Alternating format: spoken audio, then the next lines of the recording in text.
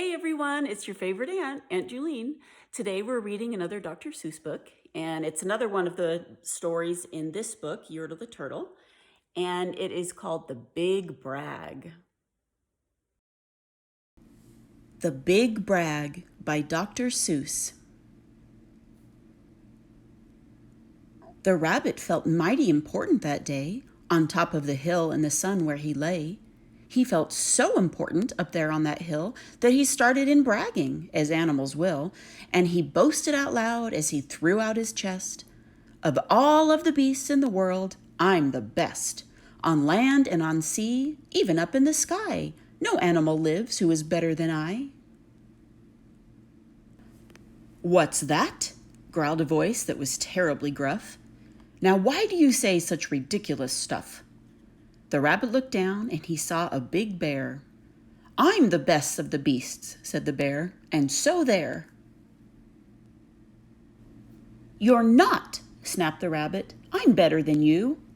Pooh, the bear snorted. Again I say pooh.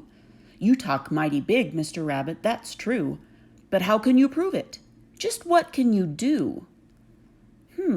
Thought the rabbit. Now what can I do? He thought and he thought. Then he finally said, Mr. Bear, do you see these two ears on my head? My ears are so keen and so sharp and so fine, no ears in the world can hear further than mine. Humph, the bear grunted. He looked at each ear. You say they are good, said the bear with a sneer. But how do I know just how far they can hear? I'll prove, said the rabbit, my ears are the best. You sit there and watch me. I'll prove it by test. Then he stiffened his ears till they both stood up high and pointed straight up at the blue of the sky. He stretched his ears open as wide as he could. Shh, I'm listening, he said as he stood. He listened so hard that he started to sweat, and the fur on his ears and his forehead got wet. For 7 long minutes he stood. Then he stirred, and he said to the bear, Do you know what I heard? Do you see that far mountain? It's 90 miles off. There's a fly on that mountain. I just heard him cough. Now the cough of a fly, sir, is quite hard to hear when he's 90 miles off, but I heard it quite clear. So you see, bragged the rabbit, it's perfectly true that my ears are the best, so I'm better than you.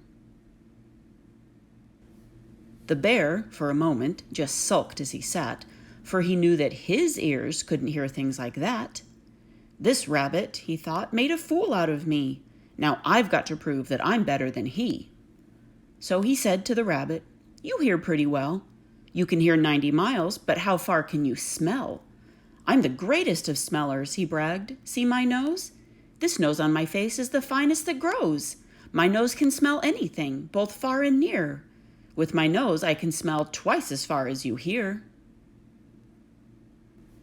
You can't, snapped the rabbit. I can, growled the bear, and he stuck his big nose way up high in the air. He wiggled that nose, and he sniffed and he snuffed. He waggled that nose, and he whiffed and he wuffed. For more than 10 minutes he snaff and he snuff. Then he said to the rabbit, I've smelled far enough. All right, said the rabbit. Come on now and tell. Exactly how far is the smell that you smell? Oh, I'm smelling a very far smell, said the bear. Away past that fly on that mountain out there. I'm smelling past many great mountains beyond, 600 miles more to the edge of a pond. And way, way out there, by the pond you can't see, is a very small farm. On the farm is a tree. On the tree is a branch, on the branch is a nest, a very small nest where 2 tiny eggs rest. 2 hummingbird eggs, only half an inch long. But my nose, said the bear, is so wonderfully strong, my nose is so good that I smelled without fail that the egg on the left is a little bit stale. And that is a thing that no rabbit can do. So you see, the bear boasted, I'm better than you. My smeller's so keen that it just can't be beat. What's that? Called a voice from way down by his feet. The bear and the rabbit looked down at the sound, and they saw an old worm crawling out of the ground. Now, boys, said the worm, you've been bragging a lot. You both think you're great, but I think you are not. You're not half as good as a fellow like me. You hear and you smell, but how far can you see? Now I'm here to prove to you big boasting guys that your nose and your ears aren't as good as my eyes." And the little old worm cocked his head to one side, and he opened his eyes, and he opened them wide, and they looked far away with a strange sort of stare, as if they were burning 2 holes in the air. The eyes of that worm almost popped from his head. He stared half an hour till his eyelids got red. "That's enough," growled the bear. "Tell the rabbit and me, how far did you look, and just what did you see?" "Well, boys," the worm answered, "that look that I took was a look that looked farther than you'll ever look. I looked across the ocean, way out to Japan, for I can see farther than anyone can.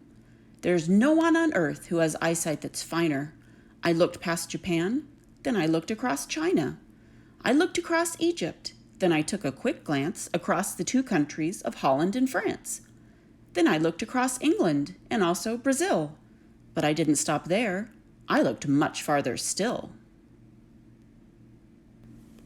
And I kept right on looking and looking until I'd looked round the world and right back to this hill. And I saw on this hill, since my eyesight's so keen, the 2 biggest fools that have ever been seen. And the fools that I saw were none other than you, who seem to have nothing else better to do than sit here and argue who's better than who." Then the little old worm gave his head a small jerk, and he dived in his hole and went back to his work. The end.